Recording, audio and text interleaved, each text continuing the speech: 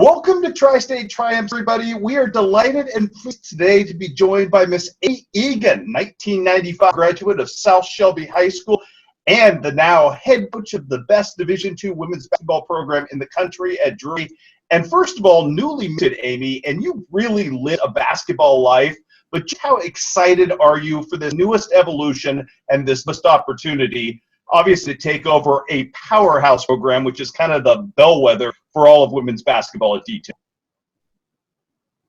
Well, I mean, obviously very blessed and thankful to have the opportunity. And, there's just no place like Drury in Division II, and the atmosphere, the experience our kids get, it's firsthand, top notch. And, I'm lucky to be a part of it and be leading the way now and taking over, and excited too, especially after everything that's kind of happened here with the COVID stuff and that, our kids are going to be back on campus hopefully soon, and we'll be off and running.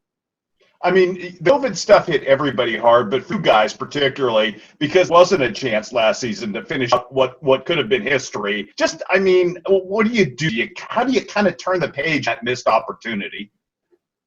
Yeah, I mean, first off, you feel just really bad for the kids, and not just our kids, but all kids that had their season cut short because of this and the experiences that they missed. And it's just something that I just feel like they're going to really struggle with, just never having kind of the ending on their careers and so forth. But, I think you can always, you have any kind of hard situations, you can always find the positive in it. And that's what we're trying to do and doing as a staff and a team, and including those kids that graduated. So, it was hard and obviously a tough situation, but we're looking forward to moving forward and continue to do what we do.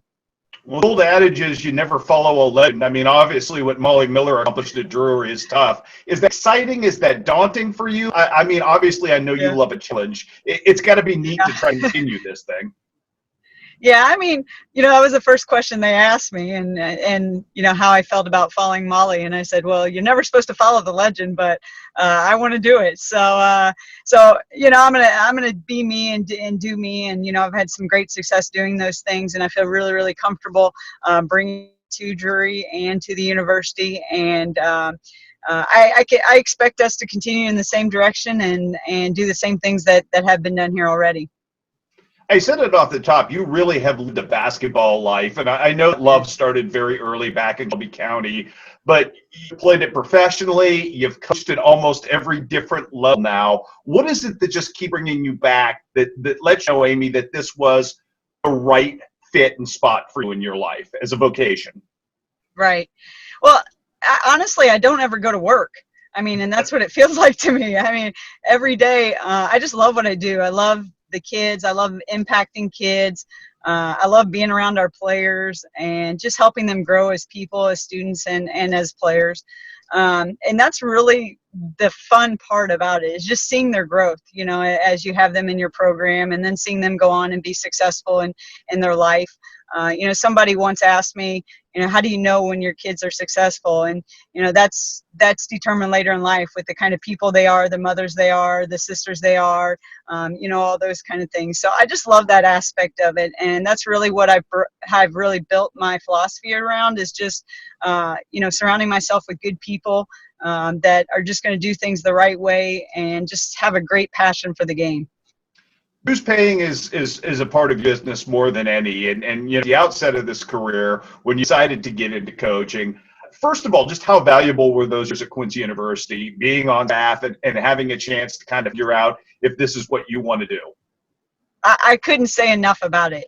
I mean, the coach that I am, I will always say, Larry Just, oh my gosh, if you ever had the opportunity to learn from Larry Just or be around Larry Just, I will still say he's one of the best basketball minds I've ever seen, and one of the best people in the biz that I've ever seen, and so I just got really fortunate and lucky that I had the opportunity to learn from him and really set the base for how I wanted to run a championship program. I mean, we had some great experiences there, going to Sweet 16 twice, Elite 8, and just the things that I took from him and learned from him have really, really helped me build my career. And I think, I just love my time in Quincy, you know, part of that, but also the people. I mean, everybody knows the people of Quincy are just basketball lovers that, you know, come out and cheer for their team, and just great people there.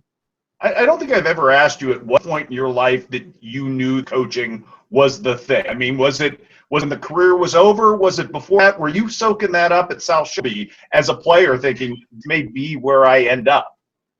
You know, people ask me that, and I really had no clue that I would go into college coaching. You know, I went to college and obviously played, and my degree was, and what I was thinking was to be a high school coach and probably a physical education teacher, health teacher at that level, and probably back at South Shelby, honestly. But I just had an opportunity at Quincy, and you know, even I always tell the story that I went on my interview. Before I went on my interview, I was just like, oh, well, we'll just see. And then when I walked off campus that day, I was like, man, if I blew this because for some reason I wasn't prepared, I'm going to be so mad. And I just fell in love with it. At the outset of all of this, when you got that first head coaching job at Sam Burroughs, and you kind of made things real for you, did you ever in your wild imagination a dream that there would be coaching beyond that? Were you thinking long-term career-wise? I mean, because your career, the architecture of it's really fascinating from the fact that you really have made such great progress.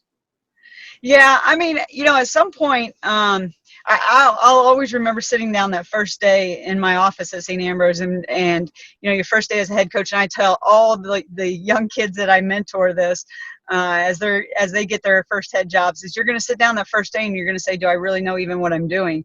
And I just think as a coach, if you continue to learn and build and grow, you'll continue to achieve great things and get to places that you dream of getting to, you know. And I actually, after 2 years at St. Ambrose, got out of coaching for just a little bit because that's all I had done in my life and in my career.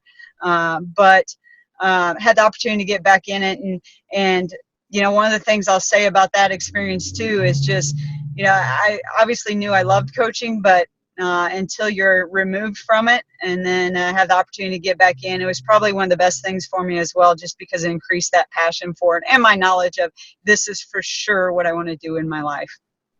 You had an opportunity to coach your alma mater at Truman State, which is a totally different animal, I think. And you also left, obviously, which couldn't have been easy in all of that. Looking back at that experience, how vital was that to just the overall journey that you've had going back to Truman State, having the success you had there? You were such a great player, obviously, and then going off and proving you could do it somewhere else. That was awesome. I mean, the ability to go back and, you know, coach at the place where, you know, you played and really talk to the kids that you're recruiting there about your experiences there. And obviously it is a little bit different beast with the academic side of things and that, but I mean, I just had a great experience there as a coach, and I will always value my time there as a player and coach, and I love that place. But at the same time, I was ready for, you know, that next step and ready for, you know, the next thing in my career. I felt like I had probably tapped out a lot of what we were going to be capable of doing there because of the academics and those kind of things. But I definitely would not change anything about that experience. How much of Shelby County is inherent in your success? Because you do come from a certain upbringing, and you do have a certain work ethic that's only accepted and tolerated. I mean, I would think for somebody who wants to go into this business, being that kind of person who comes from that kind of background and having so many role models around you who may not have anything to do with basketball whatsoever has been pivotal in your arc. Oh, definitely. I mean, you know, growing up in a small town and in any situation, you know, you can learn a lot about yourself. And, you know, I really had to work coming from a smaller school and, you know, a lot of smaller town kids these days, you really got to work to get to that next level. And I was very fortunate to be surrounded by some great people, even in high school. You know, as a freshman, I'll never forget, you know, I had a senior guard that, who's one of my best friends now, lives in Springfield too. But, you know, she just took me under her wing because she knew that I had the ability to possibly play.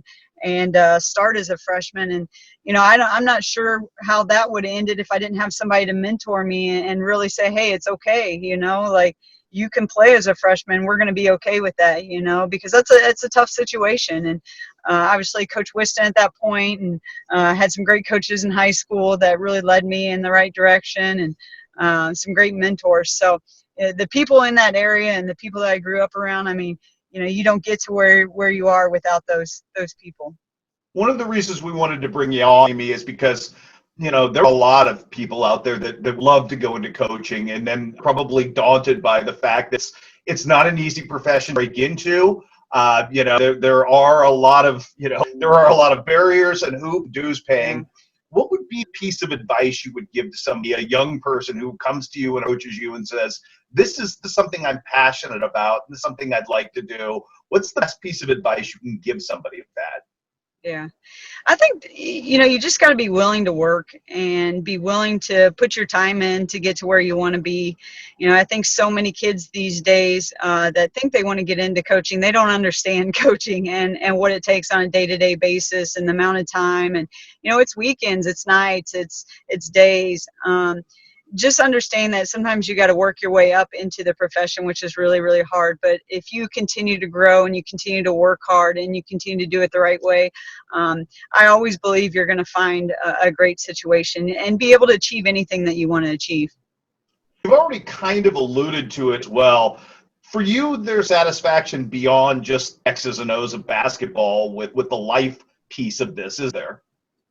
Oh, absolutely.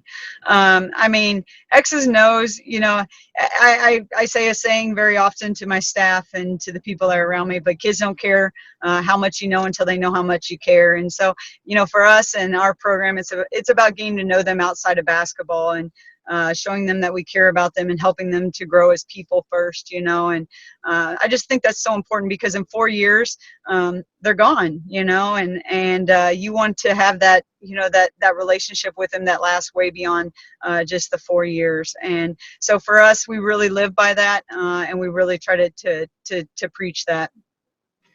Last one for you, Amy, and I know nobody can predict anything in your business because it is so volatile and it is ever changing. Day to day, Chris. The landscape does it, but honestly, you've accomplished so much, and it seems like everywhere you've gone, you've had a really good experience, and you had a lot of fun along the way, and you've done this thing that has become your life's dream, life's goal. Do you think about the future? Or obviously the future's right there in front of you, but just to the degree of, I guess you always have to be in the moment, I guess, career-wise, don't you? Yeah. I think, you always got to be where your feet are, for sure. And if you're not where your feet are, you're probably not going to be very successful.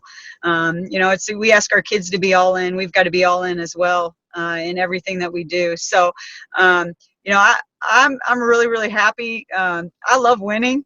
There's just nothing like winning, that feeling, and obviously playing for championships. I always tell the stories about the Sweet 16 and the Elite 8 when the gym was just probably as full as it's ever been at Quincy, and the feelings that, our players and our kids got from that.